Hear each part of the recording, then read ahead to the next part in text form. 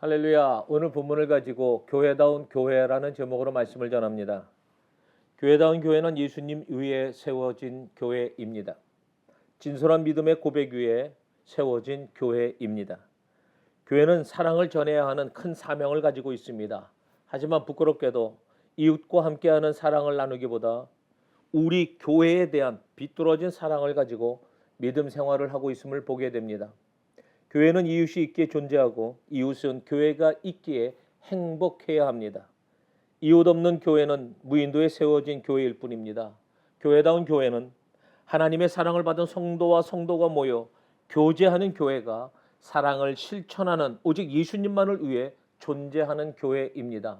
그럼 교회다운 교회는 어떻게 생각할 수 있을까요? 첫 번째, 주님의 임재를 포기하지 않는 교회입니다. 오늘날 무엇이 교회를 교회답게 만들까요? 먼저 등록교인의 수, 예배 참석자의 수를 생각하는 사람들이 많습니다. 또한 목회자의 학벌과 인물을 따집니다. 목회자의 영성과 뜨거움을 보지 않습니다. 그리고 교회의 헌금 액수를 봅니다.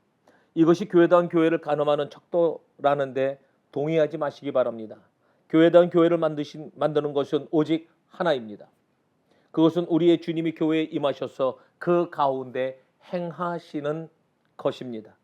주님은 교회에서 오직 그분의 임재만이 드러나기를 원하십니다. 교회는 그리스도의 임재와 성령님의 조명을 가장 소중히 여겨야 합니다.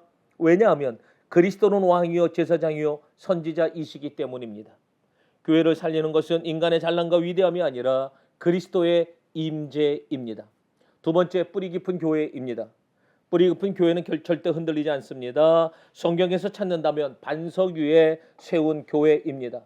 반석은 곧 예수 그리스도를 상징합니다. 그러니까 그리스도 위에 세운 교회는 뿌리 깊은 교회요, 절대 흔들리지 않는 교회입니다.